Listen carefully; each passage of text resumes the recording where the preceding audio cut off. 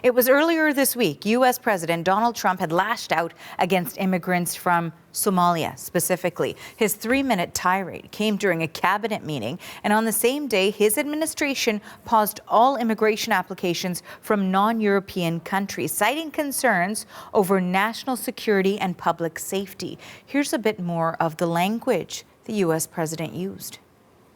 I don't want them in our country. Their country is no good for a reason. Their country stinks. We're going to go the wrong way if we keep taking in garbage into our country. Some appalling language there from a sitting president. So how are members of the Somali community in Minnesota reacting to the president's words? For more on that, I want to bring in Abdi Samatar. He is a Somali American in Minneapolis, and he is also a professor at the University of Minnesota. And we know that that's the state, of course, where ICE operations are beginning as well. Thank you so much for joining us. Pleasure to be with you. What is it like for you to be listening to this and to be in this climate where you are, in the state you are right now? Well, as a parent, it's a language you don't want anybody's children to listen to. It's dishonorable, it's unpresidential, and quite unfortunate that the presidency of the United States has come to this.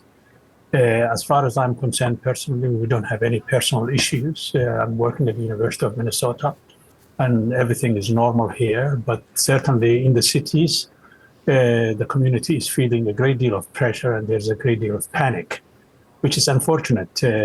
Having said that, I think it's also important to note that every community in every country, anywhere in the world, has some criminals. I mean, I don't know of any country which is crime-free. And so rather than targeting individuals who are criminals as individuals to sort of encompass an entire community, will lead sort of this country in the wrong direction. We know what that has done in Europe before the Second World War. We know what that has done in Japan before the Second World War. So it's quite unfortunate, but I think the American people, and particularly the citizens of Minnesota, are standing tall to stand with the Somali community or anybody else in this community who needs help. You know, you mentioned that, of course, you've been in the United States for a number of years. Certainly, this is perhaps new language that you're hearing from a U.S. president, maybe not something that has come across quite so sharply. But for those students that you teach as well in Minnesota, how are they reacting to this?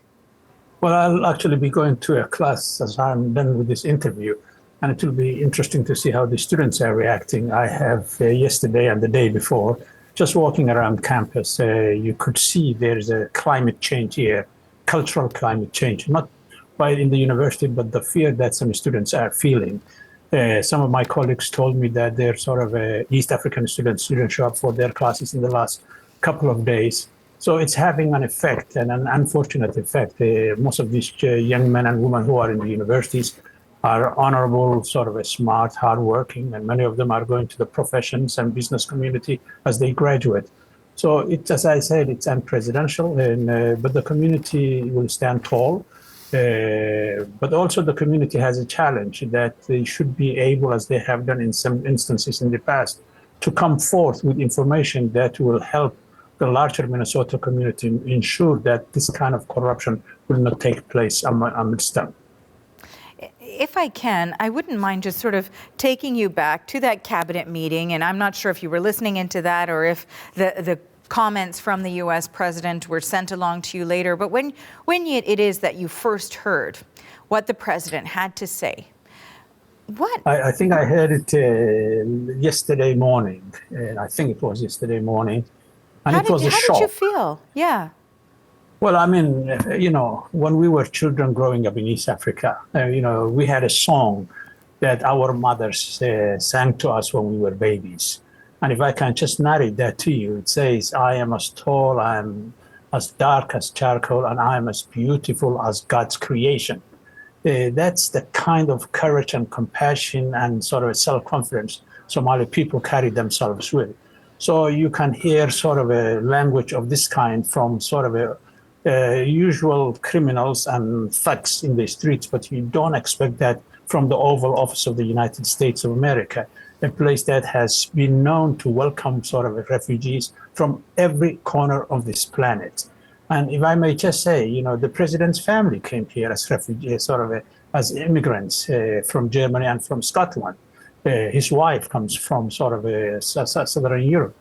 And so it's just unfitting to hear that from somebody who occupies that office and who has been elected by the American people.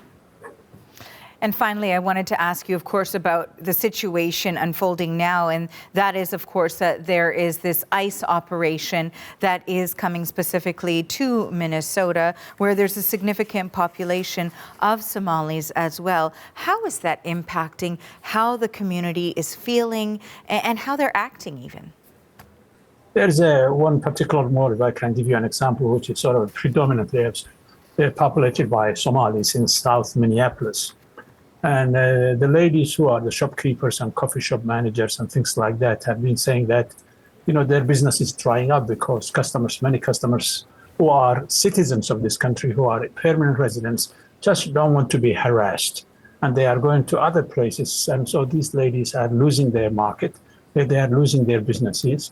But I think in the end, the state of Minnesota, the Minnesota population across the board, no matter where they came from, however long they have been here, have been standing tall with the Somali community and any other community that needs their help and assistance to make sure that their rights are not violated by anybody, including the President of the United States.